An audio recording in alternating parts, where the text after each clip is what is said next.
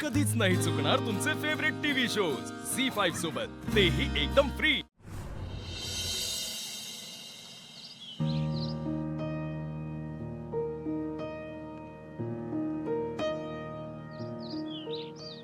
काय होऊन बसलंय? अशा पद्धतीने मी माहेरी येईन असं कधीच वाटलं नव्हतं। अधिपती आणि माझ्यामध्ये छोट्या मोठ्या कुरबुरी व्हायच्या आणि ते आमच्यामध्ये आम्ही सॉल्व्हही करायचो, पण आमच्यात जेव्हा भुवनेश्वरी मॅडमचा विषय येतो तेव्हा अधिपतींना त्यांच्याशिवाय दुसरं कोणी दिसतच नाही। फक्त वाद होतात आमच्यात। हे असं किती दिवस चालणार तेव्हा? मला त्रास होतो या सगळ्याचा। अधिपतींशी बोलणं होत नाहीये। मी रात्रभर त्यांच्या फोनची वाट पाहिली, पण त्यांचा फोन नाहीच आला। अजून राग नाही गेलाय त्यांचा, गुंता वाढत चाललाय।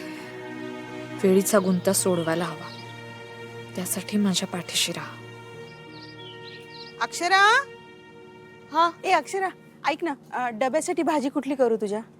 काही चालेल। मेथीची करू? हा, हा। आत्ता काय घेणार आहेस? चहा घेणार आहेस का कॉफी? काही चालेल। अगं, तुला काय प्यावंसं वाटतंय अक्षरा? काही नाही। मी करू का? मीच करते, ठीक आहे। अगं नाही, मी बनवते, पण तुला काय प्यावंसं वाटतं ते सांग ना। हे बघ अक्षरा, तुला ना आता छान पौष्टिक खायचंय, वेळेवर झोपायचंय, आराम करायचाय आणि सगळ्यात महत्त्वाचं म्हणजे आनंदी राहायचंय, हो की नाही? तू ना अक्षू, मला फक्त ऑर्डर सोडत राहा।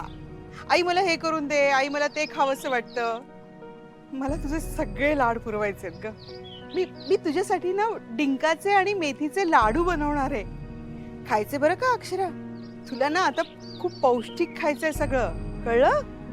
आणि रात्री गोळ्या घेतल्यास का वेळेवर? काय झालंय अक्षरा? अजूनही तू त्याच मूड मध्ये आहेस? नाही, मी ठीक आहे। अपसेट दिसतीयस। आहे आई, मी अपसेट आहे। अगं अक्षू, आई सॉरी, मी तुझ्याशी असं बोलायला नकोय। नाही म्हणजे एकदम असं सॉरी वगैरे नको म्हणूस। मी समजू शकते तुझ्या मनात काय चाललंय ते। आणि अगं, नवऱ्याशी बोलणं झालं नाही ना की जगातल्या सगळ्या बायकांची चिडचिड होतेच, हं? आणि तसंही या दिवसांमध्ये ना असे मूड स्विंग्स होतात बरं का अक्षरा।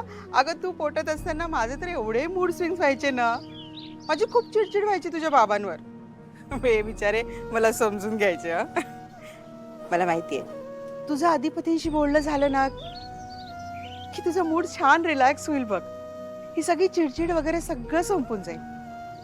प्लीज ना आई, आमचा काही कॉन्टॅक्टच होत नाहीये। एका मिनिटासाठी सुद्धा आमचं बोलणं झालेलं नाही। अगं, मग तू कर ना, पुन्हा फोन कर त्यांना, हा? आणि तसंही शाळा सुटल्यानंतर जाणार आहेस ना फॅक्टरीत त्यांना भेटायला? हो, शाळा सुटल्यावर मी जाणारच आहे त्यांना भेटायला। हो, जा हा भेटायला। आणि अक्षरा, ऐक, सगळ्यात महत्वाचं, जराही तुला असं वाटलं की बरं वाटत नाहीये, चक्कर येतेय ना, तर लगेच आम्हाला कळवायचं, हा? कळवते। हा, आवरून घे तू, मी जरा स्वयंपाकाचं बघते। हा, आवर लवकर। झी5 ॲप डाउनलोड करा आणि पहा सर्व एपिसोड्स एकदम फ्री।